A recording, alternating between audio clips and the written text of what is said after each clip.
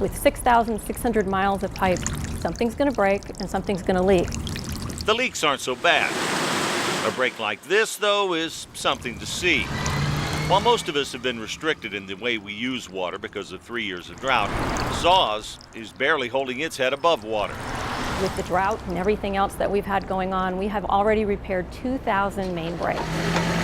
That's just this year. The drought puts a lot of stress on the system in a couple of ways. First, the prairie soil, which starts at the foot of the hill country, contracts and expands. That causes pipes to move, creating leaks. High demand is another variable that can cause a challenge. If a lot of water is being pushed through, that puts stress on the pipe too.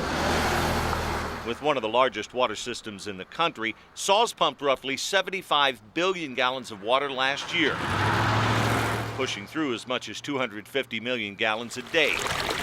And there's no real method of judging how much of that is lost. They do keep a very close eye on it, though. For example, roughly 1.2 billion gallons were lost this year in what they term authorized losses, water they'll never be paid for. Fighting fires is a great example. There's no time to hook up a meter when dealing with a fire like this. Street and sewer line cleaning and fire hydrant maintenance are other acceptable losses. What's not authorized are leaks like this. They're also not preventable, and SAWS doesn't get paid for this either. Leaks like this account for roughly 7.8 billion gallons of lost water last year, almost enough to fill Braunig Lake, which on the surface sounds like an astronomical amount.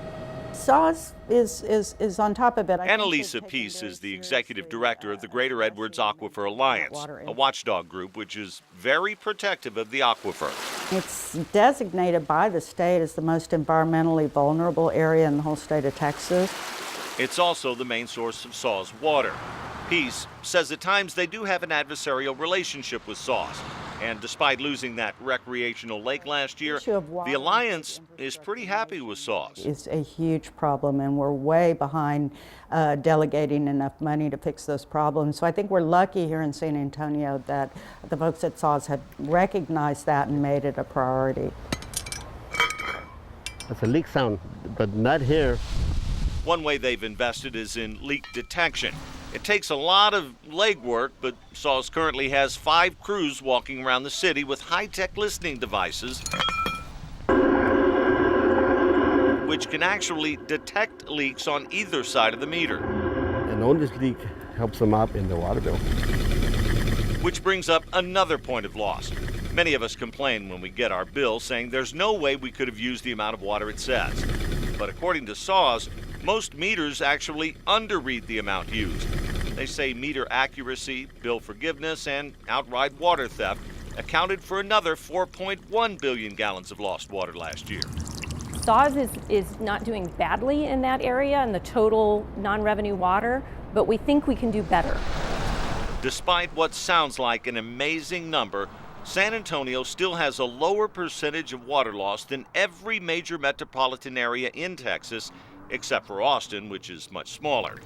But when you put the final number to it, SAWS lost almost 13 billion gallons of water last year, which would fill Braunig Lake 1.5 times.